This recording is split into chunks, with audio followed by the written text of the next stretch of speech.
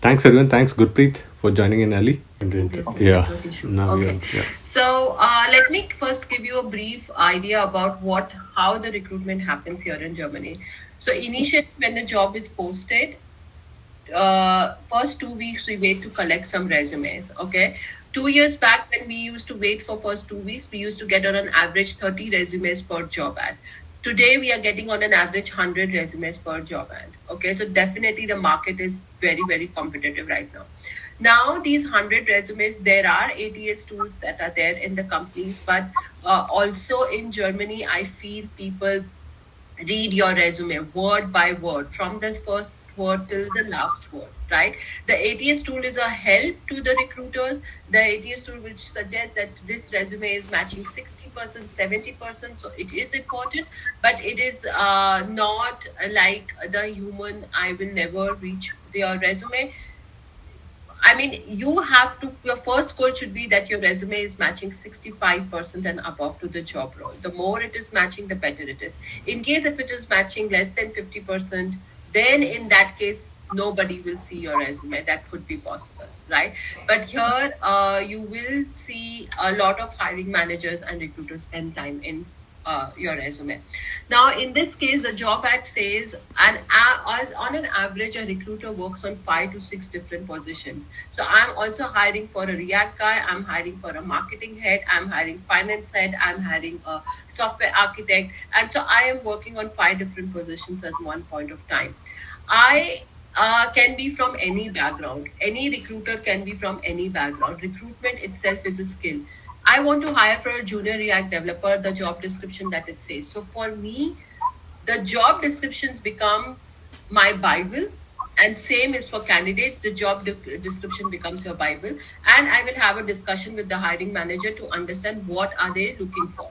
So clearly they are saying here they are looking for somebody who has worked in HTML, CSS, Vue.js, Angular, React, also e-commerce framework, also somebody who has worked on PHP, template engine. So I'm getting an idea of a development profile. By the way, this is a very chat GPT created job description. I can immediately say that. How do you say Um, that, Gurpreet? Just curious.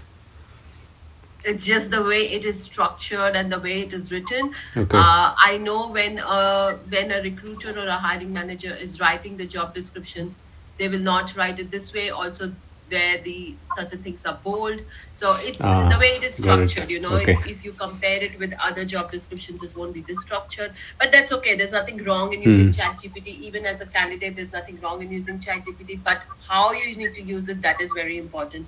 So here I get an idea of Angular React is what they're looking for, then A/B monitoring, optimization, collaboration. Okay. At least 5 years of experience, IT degree, HTML, Angular React. Just to give you an idea, maybe this is a startup. In Germany, as per the law, you are not allowed to mention the years of experience that you're looking for in a candidate. That comes to discrimination. So most of the companies will not have the number of years. They will just have looking for extensive years and so on. And even in your resume, I would suggest you not to have years of experience rather than have a generic statement. Now, can you please go back to your resume? I really am Can sorry. you zoom Am I in? old? Yeah, I'm I also don't know. struggling. Can you zoom in a bit, Priyanshu? Yeah, this is better. Okay. Whether you need to have photo on your resume or not, it is completely okay as long as you have professional photo. You need to have phone number. Your LinkedIn is missing from your resume. Why? Yeah, I added it, but I've been recently updating, so I think I made this mistake of not updating recently. Yeah, in the recruiter's world, no LinkedIn is means the candidate is not up to the market. It's like somebody not using WhatsApp, somebody not using Facebook. So similarly, somebody not having LinkedIn is not. In my previous company, there was a rule: don't hire anybody who does not have a LinkedIn profile and a good LinkedIn profile. Yeah, so have that. So okay, you're saying you have. MSc studied in fundamental of computer science, agile methodologies. Okay, go down. Business administration, computer science. Okay, software development engineer contributed to key features. SAS improved route efficiency 30%. Okay, and integrated payment module. Out of your entire resume, on the in the second experience of React front-end development, that's when I'm finding some matching with the job description of React. Until then, you were a common software developer profile. A Yeah. software developer profile could be into anything. I am a software engineer as well, right? So it could be so many technologies, but only when I moved to your second experience, that's when I got to know about React. So Yeah. I would want to structure your resume in such a way that I'm already calling out that you are into React, Angular JS, PHP, everything that the job description was talking about. Your resume is shouting about those skills from start. Yeah. Okay, even in your current study project, you can, instead of just mentioning computer design, you can mention computer design related to front end technology into React, Angular. So what you're doing is one thumb rule in Germany or in Europe. Generic resumes will not work. It has Yeah. to be specific to the job description.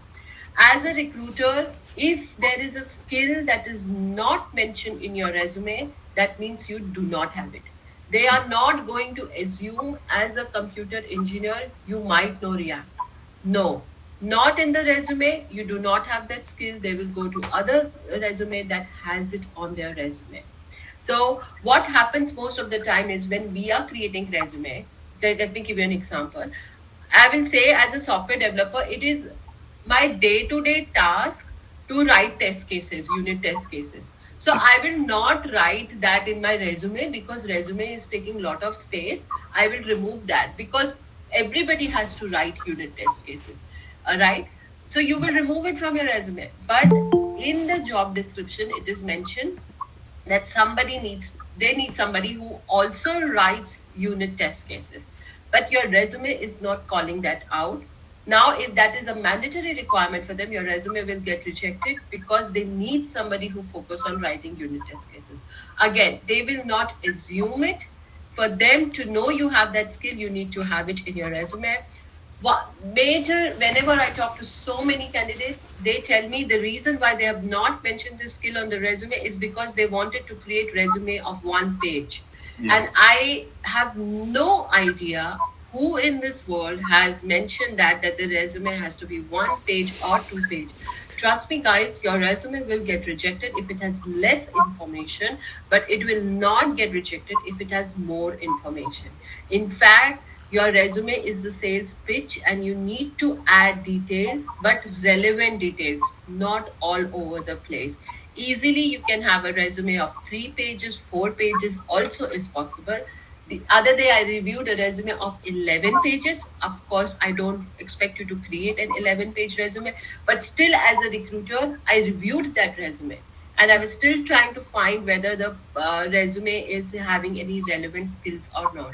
So super important to call out relevant skills. Okay. Also, in the world of Uh, design, sorry for interrupting.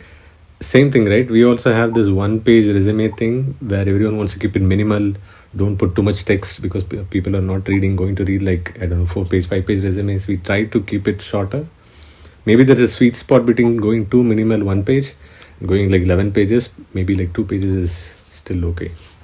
Yeah, I mean, as a recruiter, I talk to other HRs also. We are not going to reject your resume because it was 4 pages, but we will definitely reject your resume if it was missing some information that is mentioned in the job description. Okay. So it should always capture the information that is mentioned in the job description. Got it. Okay, so it's just an idea, Priyanshu. I understand you're a software development profile.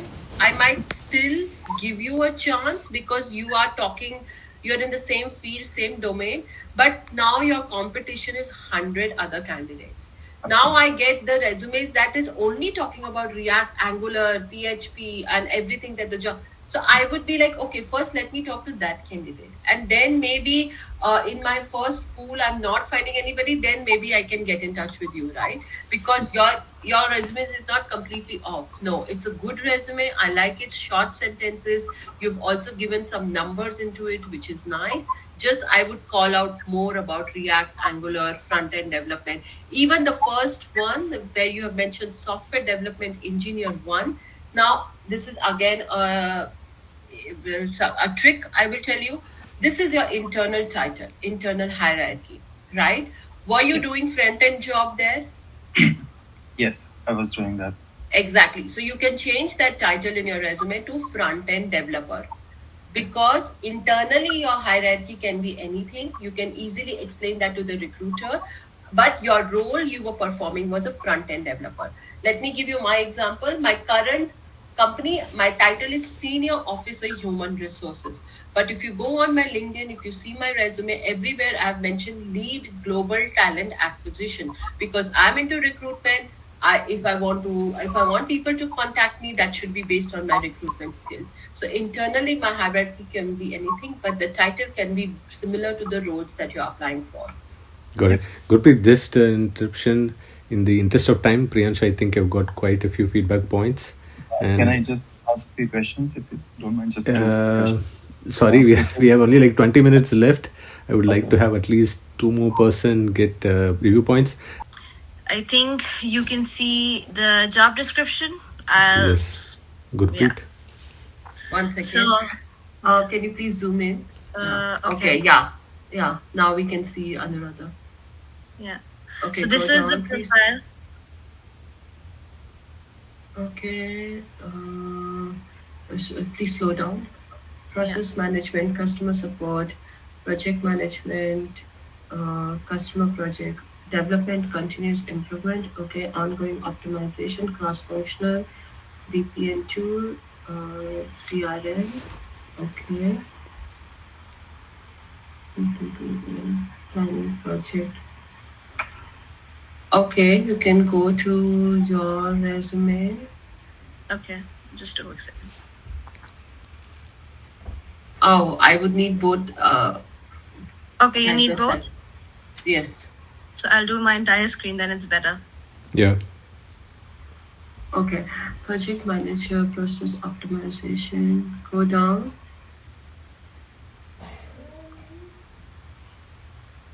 Okay, designer feedback, Anuradha, lot of text in that competence and education, and it's so like crunched up. Okay. You can be good, put Maybe some shorten it, yeah. spacing. Yeah, and I see different font at different places. So sorry, when I'm reviewing resume, these are not mainly the reasons for. I mean, it is a professional document, so it has to Okay. be pitch perfect. Like not even a single space after comma, no spelling mistakes. Your resume will definitely get rejected if there are English grammatical mistakes, even though you have great technical skills. Nobody will select your resume. I still can't see the work experience. Can you please zoom in a bit? Yes. Go on top, please. Project manager, business and led. So you're doing masters? No. So I've completed my job ended in 2023, and right now from the Agentur für Arbeit, I'm doing a Weiterbildung. Yeah. So all your those things should go at the bottom. Always start your resume with your key skills. Most people Okay. write objectives, but you can also change it into key skills that gives you a snapshot of your entire experience. Then go Got to it. your work experience. Even if you're writing your certifications or your projects or further studies, then don't just write, like for example in this certification, if there's a big gap, right, like 1 year 2 years gap, then Yeah. to take that certification you would have gone through some course modules and you would have Yeah, studied something, and that I'm assuming is going to be similar to the project management or the process optimization. So write Yeah. 4 or 5 sentences like how do you write for work experience, so that Got comes it. across you have already worked on certain projects when you were doing these certifications or you've gone. Yeah. So that gives a more credibility to it. Got it. And then led compliance meetings, continuous improvement, Six Sigma, contributed to monitoring, Oracle. Yeah, but this is different than the job description, right? Yeah, I also see less match. Okay. The job description is talking about something related to, if I'm not wrong, there was something related to SAP. There was something related to. Can you open the job description Yeah. again?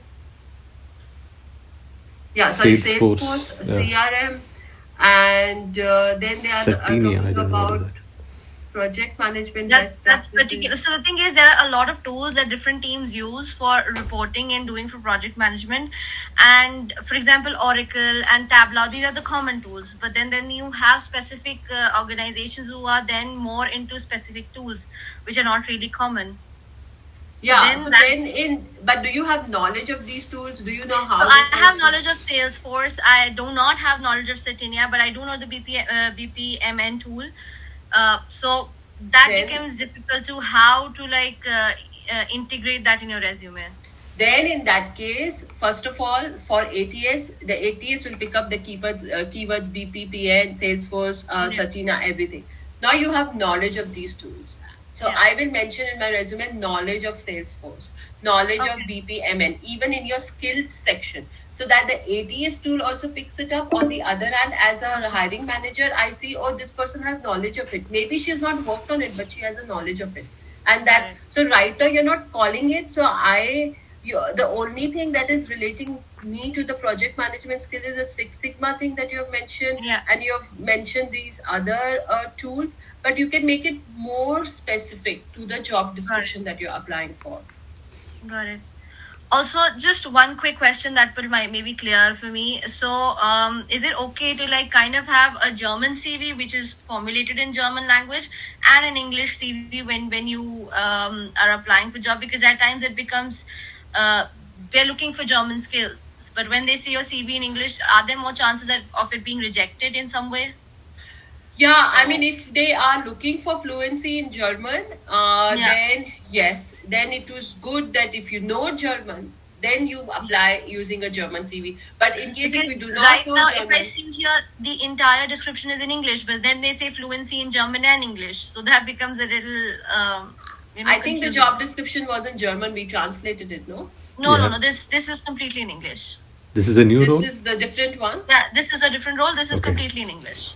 Then in that case, you can apply using an English CV as well. Okay. Not a problem. So it depends upon which company you're applying for and what what they have mentioned is the job description in German language. They are looking for C1 German. Then in that case, use your German CV. But say for example, if you're applying for a multinational company, for example, Yeah. in my company, when we get a person who's having a completely German CV, then some of the hiring managers they do not look into it, or then we have to translate the CV because it's a very multinational companies. And Got it. but in some roles we need German language. In that case, we are okay with the German CV. So it Yeah. purely depends upon the company.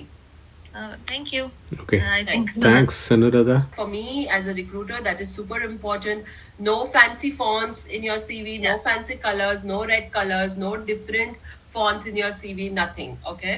Right. So quickly, I'm going to review this resume, and I also have network engineer. I think Prasanna, if I'm not wrong, these two things are correct, right? Okay, so I will remove 7+ years of experience. I'll make it extensive experience, and currently pursuing this is fine, hands-on. Okay, education, training. So here, this what is this experience? I've been working from February to August 2024 as a corporate network consultant. So it's a full-time experience Full-time, yes. Full-time. or an internship. Full-time, yeah, full-time job. Okay, okay. And currently you're pursuing.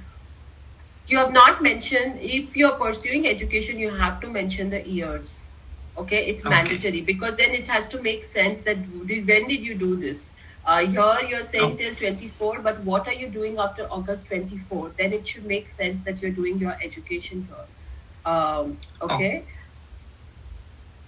So now let's see for this particular role.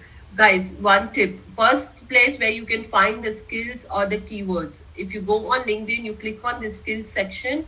Here, when you click on it, you will find certain keywords or certain skills. Usually, LinkedIn allows you to have 10 skills here. Automatically, LinkedIn will pick up from the job description. Sometimes recruiters update it. So make sure you have all these keywords in your resume.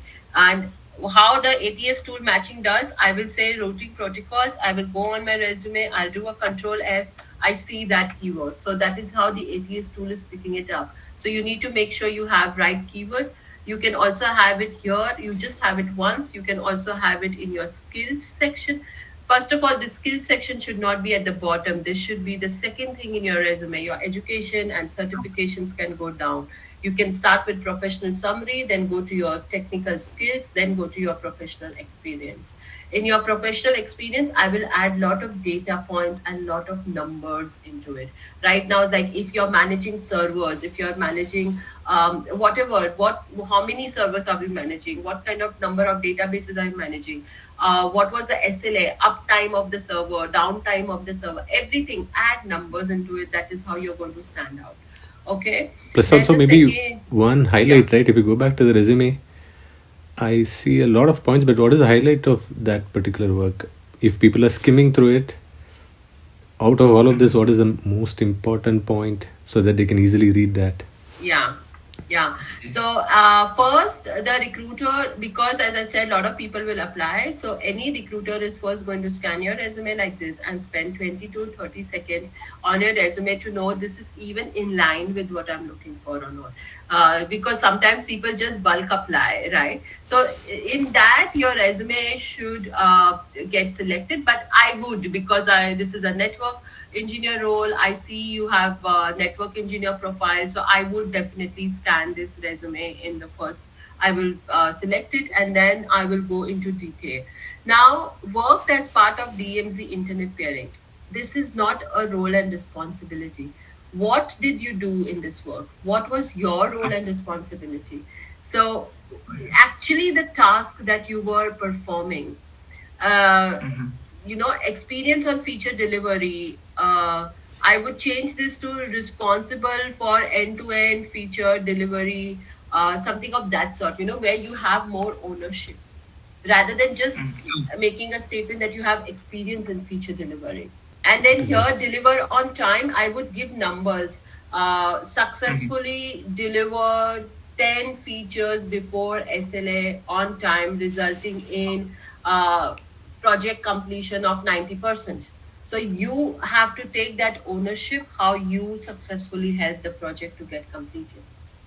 Okay, now let me go here and read this. So I'm looking for someone design, configure, test LAN WAN security solutions, including firewall, routing, switching technologies, support end-to-end network infrastructure, then identify, diagnose, resolve network incidents and problem, deliver IT-based technical project, and view ads, moves, change to data network, data security. Another important point, the top 3-4 sentences of your job descriptions are the most important ones and the bottom ones are least important. Not that they are not important, but say for someone who does not have this experience but has this experience will get selected, but not the other way around. If you have event management experience in network infrastructure, but you do not have LAN WAN security, you will get rejected. So the way the job description is written, always the most important point comes on top and the least one comes at the bottom.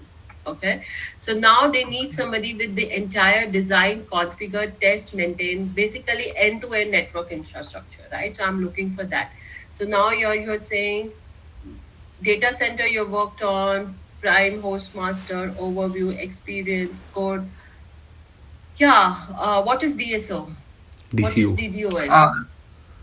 Okay. Okay, a lot of So abbreviations. DDoS is a kind of attack system, but it's not technical. I have to rewrite it. Yeah. Yeah, I mean, I'm a recruiter and I told you I'm hiring for 5 roles. Yeah, when it goes to the hiring manager, okay. But I am clear. See, are they using such words? They are somewhere. Some skills are needed, but how are they starting the job description? They need somebody who's worked into end-to-end network infrastructure. I will start this resume saying responsible for handling end-to-end network infrastructure. There's nothing wrong if you have done that work, right? But these are too many jargons, which a Yeah. recruiter might not be able to understand. Okay, got it. Prasanna, we have got enough time. The meeting The might. customer advisor provided technical policy related, maintain high product knowledge, assisted in policy implementation. Okay. HR process, design, delivered. Too many different classic mistake of a resume, too many different roles. first started with the customer policy advisor, then went to the HR process, and then the third role is technical support associate. Now, as a recruiter in Germany, they will be confused. What is your specialization? What are your skills really into? And that's when the confusion will start. Okay, so one of the main reasons why you will not get the call. Now, tell me, what role are you applying for? Yeah. It's this one. It's a working student learning and development. Okay, It's an so internship. manage and execute communication, lead program alignment. Okay, so then in your resume, I will completely make it a learning and development resume, because as an HR, when you were working, I'm sure you have mentioned trainer there, so you were also part of learning and development. So I will change that role. I will formulate things there as a learning and development. It's an irrelevant role for me. You have just worked there 1 year. I will just add 1 or 2 sentences. And again, I will go to your previous profile, which is your HR profile, I guess. And here again, I'll focus this on learning and development. And your Yeah. first experience where you're working as a policy advisor, that is just for 4 months. Either you remove that, or somehow as a customer advisor, if you were related into training or learning and development, and you can do some matching there, you do that of your resume into learning and development profile if you're applying for that role. Yeah. Thanks, Deepthi. I think, thanks everyone for joining. I'm worried about the meeting ending abruptly. So probably we can take a few questions. Gurpreet, I saw a few questions that came in. Yeah, sure. Yeah. What date? Last one. Yeah, sorry. Yeah, Deepthi, go One ahead. question. Is it important to have a photo on the resume, or is it not important? Because some Not necessary. It's not the make or a break point. Of course, if you have a photo which is a selfie, unprofessional, then you will get rejected. So if you're not sure about your photo, rather not keep it. But that's not a make or a break point. Okay. Does the location matters? If you are in Germany, then it becomes for me that you're a local candidate, and it's easier for me. The trust factor increases. If you are applying from outside Germany, then it's more of whether you will relocate or not. It is too much work. So that's the thing. But for some profiles here in Germany, they know that they need to go outside India, but definitely the preference is first for the local candidate. Inside Germany, the location does not matter. If you are in Berlin looking for a job in Frankfurt, you can always mention on your resume open for relocation within Germany at the heading. So that's also fine.